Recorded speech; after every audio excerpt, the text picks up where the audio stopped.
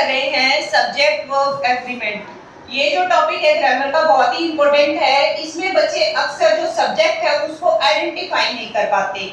जैसे कि हमारा फर्स्ट सेंटेंस है द टीम विन या फिर विंस गेम, ठीक है। तो यहाँ पे अब इसमें से वर्ब कौन सी आएगी, बच्चे को पता ही नहीं चलता है जो ये सब्जेक्ट है ये सिंगुलर है कि प्लूरल है। हमें सबसे पहले वही आइडेंटिफाई करना होता है। तो टीम क्या है, कलेक्टिव नाउन है। क्या है, कलेक्टिव नाउन।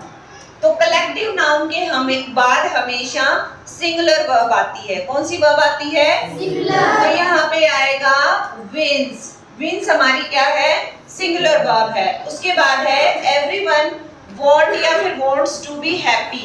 अब जो एवरी होता है वो हर एक के लिए है।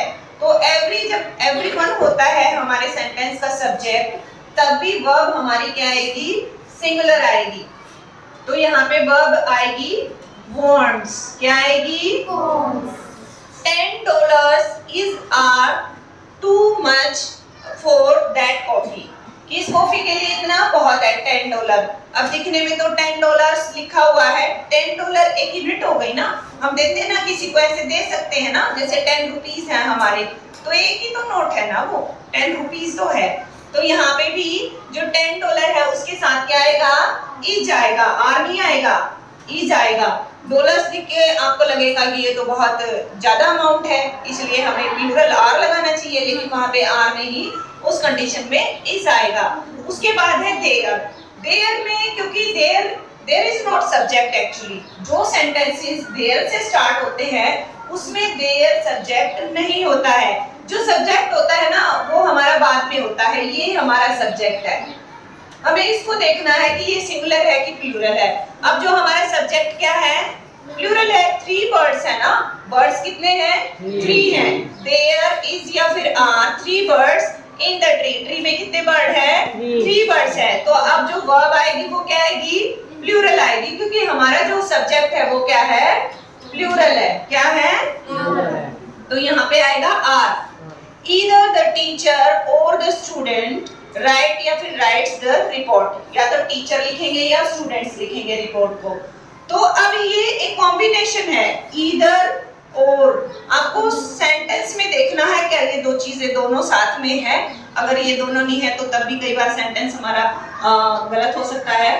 तो either और आपको ये कॉम्बो देखना है, either और। एक तो सब्जेक्ट हमारा ये हो गया, ये दो सब्जेक्ट्स को जोड़ रहा है, और एक सब्जेक्ट हो गया हमारा इधर। 2 सब्जेक्ट हो गए ना। जो सब्जेक्ट हमारा वर्ब के पास है, अब यहाँ पे स्टूडेंट्स प्लूरल है ना, द स्टूडेंट्स इज प्लूरल ना, क्योंकि एस लगा हुआ है, स्टूडेंट्स प्लूरल है, लेकिन टीचर क्या है, सिंगुलर है। जो हमारा सब्जेक्ट हमारी वर्ब के बिल्कुल पास है उसके अकॉर्डिंग वर्ब आएगी। ईदर और में एक और होता है। तो यहाँ पे देखो, अब हमारा सब्जेक्ट क्या है, स्टूडेंट्स, तो यहाँ पे वर्ब क्या आएगी, राइट। वर्ब आएगी राइट। इसका एक और भाई है नीदर, नीदर नोर। ये भी दोनों हमेशा कॉम्बिनेशन में यूज होते हैं। आपको नीदर नोर, ना तो वो ना वो, तो उस कंडीशन में भी जो सब्जेक्ट इस नोर के पास होगा ना उसके अकॉर्डिंग वर्ब आएगी। समझ में आया।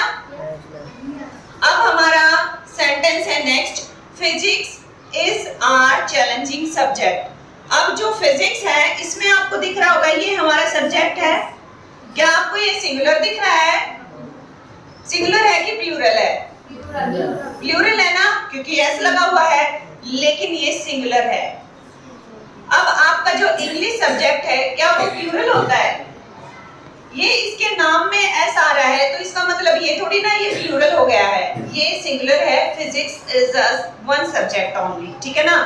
तो यहाँ पे physics is a challenging subject, और चैलेंजिंग सब्जेक्ट है भाई, बहुत ज्यादा हार्ड वर्क करना पड़ता है फिजिक्स के साथ। ये भी बहुत ज्यादा इंपॉर्टेंट है। नेक्स्ट वाला, each of the players, each of the players,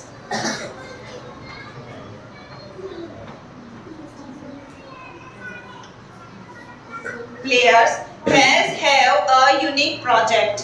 अब आप कोई बता सकता है कि मुझे जो वर्ब है वो क्या आएगी, जो हमारा सब्जेक्ट है वो सिंगुलर है कि प्लूरल है,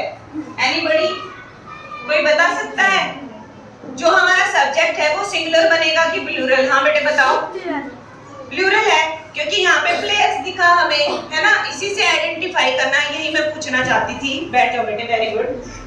जो ये प्लेयर्स है आपको दिखा, लेकिन जब ईच किसी सेंटेंस में आ जाता है तो जो हमारा सब्जेक्ट है वो एक एक चीज को बता रहा है, वन बाय वन, यानी कि हर एक इंसान को आइडेंटिफाई कर रहा है उस चीज में। ईच ऑफ द प्लेयर, यानी कि हर एक प्लेयर हैज, तो यहाँ पे जो हमारा सब्जेक्ट क्या आएगा? सिंगुलर आएगा, क्योंकि सिंगुलर हमारा यहाँ पे सब्जेक्ट बन रहा है। तो each of the player has a unique project, जो प्लेयर है उनकी एक यूनिक प्रोजेक्ट है, जो भी है। तो यहाँ पे वर्ब हैव नहीं भर सकते, ठीक है ना? तो आपको ईच को याद रखना है। किसी सब्जेक्ट में एस हो सकता है, वो जरूरी नहीं है कि वो सब्जेक्ट आपका एस लगा है तो वो प्लूरल है। आपको देखना है, जैसे मैथमेटिक्स होता है, मैथमेटिक्स भी हो सकता है, ठीक है ना? एक वर्ड और होता है politics. Politics is a dirty game, ऐसे बोलते हैं ना। पॉलिटिक्स इज नॉट इजी, नहीं है इजी।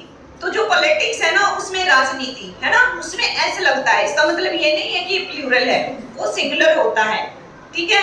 ईदर और का कॉम्बिनेशन होता है, जो सब्जेक्ट वर्ब के पास होता है उसी के अकॉर्डिंग वर्ब आएगी। नाइदर और नोर का होता है, जो नोर के पास होगा उसी के अकॉर्डिंग वर्ब आएगी।